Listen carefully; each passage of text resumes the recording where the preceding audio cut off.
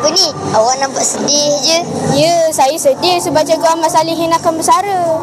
Yelah, saya pun sedih. Banyak jasa Cikgu Ahmad Salihin kepada sekolah kan. Bermula 2016 sehingga Mei 2025. Sekolah SK Setia Alam. 30 tahun beliau menyumbang bakti kepada dunia pendidikan. Waktu yang sangat lama bukan? Ya, betul tu. Dan hari ini, satu majlis istimewa bagi meraihkan Hari Persaraan Cikgu Ahmad Salihin. Mari kita saksikan suasana sepanjang majlis bakti dijulang, budi dikenang.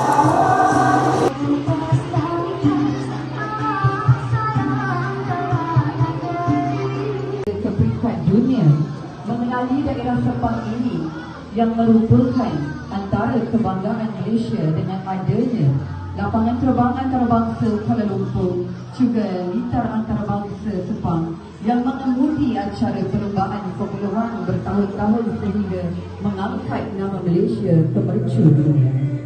Namun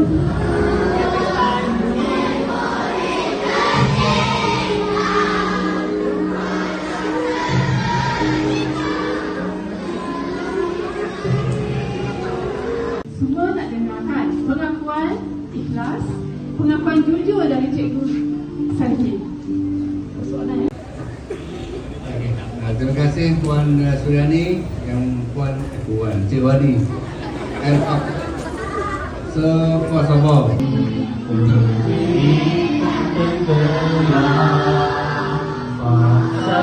Akan selalu bertemu dan berpisah.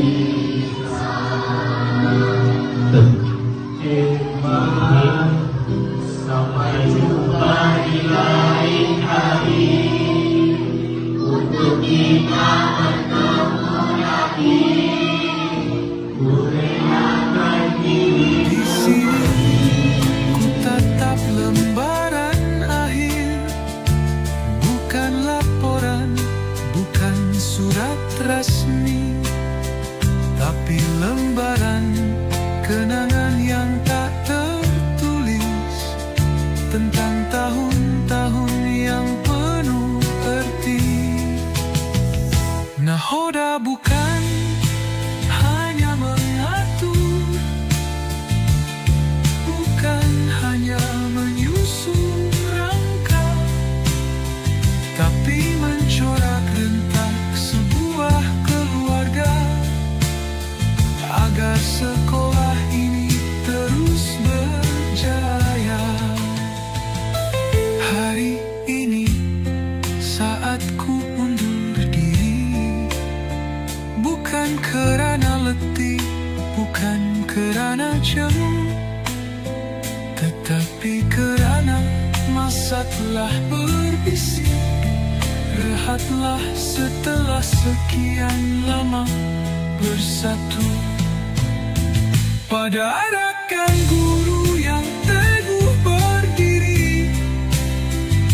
Terus nyalakan obor ini, biarlah ku pergi dengan penuh. Saya rasa baru semalam kita nampak Cikgu Ahmad Salihin berhimpun di perhimpunan. Tapi hari ini kita ucap selamat bersara pula.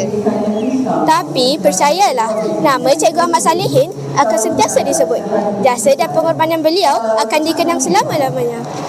Kami doakan cikgu terus bahagia, sihat dan menikmati hidup baru yang lebih santai. Dan yang lebih penting, tak perlulah lalui kesesakan jalan raya pada waktu pagi. Sekian dulu dari kami TVPS SK Setia Alam.